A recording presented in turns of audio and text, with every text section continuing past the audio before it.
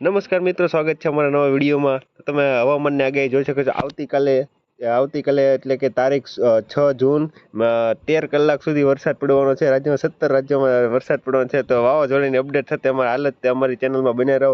તો આવતીકાલે ક્યાં ક્યાં વરસાદ પડશે તે જાણો અમારી ન્યૂઝ ચેનલમાં. તો જો મિત્રો જોઈ શકો છો, આવતીકાલે ભારતીય હવામાન વિભાગ દ્વારા આગામી 6 જૂન 2026ના અત્યંત ગંભીર ચેતવણી જાહેર કરવામાં આવી છે. દેશના ઉત્તર પૂર્વ ભારતમાં લગભગ 17 રાજ્યમાં આગામી 13 કલાકમાં ભારે વરસાદ અને તોફાન વાવાઝોડાની આગાહી કરવામાં આવી છે. હવામાન વિભાગમાં લેટેસ્ટ અપડેટ મુજબ આ દરમિયાન પવન ગતિ 80થી 90 કિલોમીટર પ્રતિ કલાકની ઝડપે ફૂંકાવાની છે.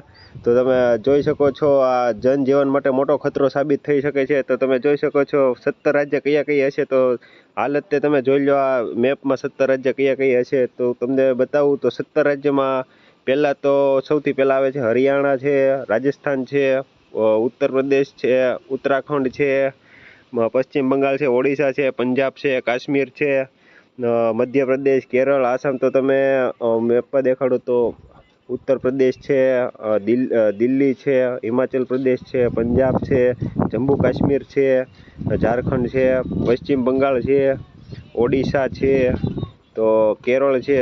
તમે જોઈ શકો છો. તો આ આટલા રાજ્યમાં આવતીકાલે વરસાદ પડવાની શક્યતા છે. તો સ્થાનિક રીતે તાપમાનનું તમે જોઈ શકો તો દિલ્હી છે, તો રાજધાની દિલ્હીમાં પણ આફતની આશંકા છે. અહીં 60થી 70 કિલોમીટરની ઝડપે પવન ફૂંકાય છે અને દિલ્હીનું મહત્તમ તાપમાન 39 ડિગ્રી જેવું રહેશે અને લઘુત્તમ તાપમાન 29 ડિગ્રી જેવું રહેશે.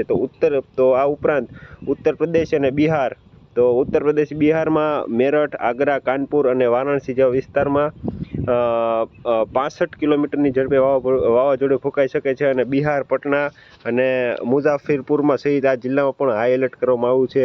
તો આ ઉપરાંત પહાડી રાજ્યો જ્યારે નોર્થ સાઇડ, તો એમાં બી ઉત્તરાખંડ છે, હિમાચલ પ્રદેશમાં ભારે વરસાદ સાથે તોફાનની પવનની ચેતવણી આપવામાં આવી છે. ખાસ કરીને પર્યટકોને સાવધાન રહેવું. તો આ સમય દરમિયાન તમારે એટલી સલાહ આપવામાં આવે છે કે તમારે ફરવાનું નહીં. તો તંત્રની સલાહ એવી છે કે હવામાન વિભાગે સ્પષ્ટ કર્યું છે કે તોફાન પવનથી મોટા વૃક્ષો ધરાશાયી થઈ શકે છે. તે લોકોને ખુલ્લા મેદાનમાં ન જવું, બિનજરૂરી મુસાફરી ટાળવી, ખેડૂતો તેમના પાકની સુરક્ષા માટે વિશેષ સતર્ક રહેવા, પશુધનને સુરક્ષિત સ્થળે રાખવા, જાળવવું. પૂર્વ રાજ્યમાં વાવાઝોડું સાથે વ્રત તાપમાન પડવાની ફૂલ શક્યતા છે, તેથી ચેતવણી રાખવી.